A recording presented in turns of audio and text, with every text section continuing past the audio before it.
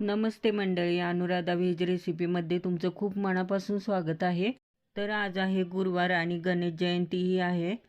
चला तर मग आज मस्त अशी उंबरठा पूजा करूया. नंतर हळदीचा लेप लावून उंबरापट्टी रांगोळी ही सुंदर अशी काढून घेऊया. तर मी तुम्हाला दाखवते या व्हिडिओच्या माध्यमातून, तुम्ही सर्व पहा. आज गणेश जयंती असल्यामुळे मी मस्त असा उंबरठ्याला हळदीचा लेप लावून घेतला. सुंदर अशी पूजा केली. फुलांच्या पाकळ्या उंबऱ्यावर टाकल्या, हळद कुंकू वगैरे लावून मस्त अशी उंबरठा पूजा केली. तुम्हाला मी म्हटलेच आहे की जर गुरुवार टू गुरुवार मी तुम्हाला उंबरापट्टी रांगोळी नक्की दाखवीन म्हणून. तर मी दाखवतच असते. फक्त तुम्ही रांगोळी पाहिल्यानंतर कमेंट, लाईक आणि सबस्क्राईब करायला विसरू नका. एक एक लाईक करत जावा नक्की प्लीज. आणि हे पहा, मी अशी उंबऱ्याची पूजा केलेली आहे. मधल्या गाबमध्ये पण हळदीचा लेप लावून घेतलेला आहे. त्यात फुलांच्या पाकळ्या वगैरे टाकल्या. नंतर दोन्ही उंबऱ्यावर दोन्ही बाजूला मी असे स्वास्तिक काढलेले आहे. हळदी कुंकू लावून छान पूजा केली. आणि इथं खाली बघा, उंबरापट्टी काढण्यासाठी कलर कॉम्बिनेशन केले. हिरवा आणि पिवळा कलर अशी दोन कलरचे मी कलर भरलेले आहेत. आणि काडीच्या सहाय्याने डिझाईन आखून घेतलेली आहे. तुम्ही पाहिलीच असेल. आता मी हे खालच्या साईडला असे 4-4 टिपके, पांढरे टिपके देऊन घेत आहे पेनच्या सहाय्याने.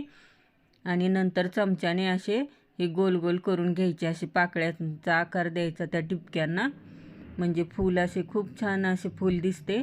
नंतर कलर भरल्यानंतर पाहू शकता तुम्ही फूल किती सुंदर दिसत आहे. हे बघा, कडेने मी असं पिवळा कलर त्याच्यात भरलेला आहे आणि मध्ये केशरी कलरचा टिपका दिलेला आहे. अगदी ओरिजिनल फूल असल्यासारखं दिसत आहे. पहा किती सुंदर फूल दिसत आहे. आणि खालच्या साईडला मी हिरवा आणि पोपटी कलर दोन्ही कलरचं कॉम्बिनेशन करून त्याच्यात वरून असा पिवळा कलर थोडा थोडा टाकला. खूप छान असं दिसत होतं. आणि नंतर एका टोपणाच्या साहाय्याने असा गोल आकार त्याला देऊन घेतला. पहा किती छान गोल झालेला आहे. दोन्ही कलरचं कॉम्बिनेशन खूपच सुंदर दिसतं.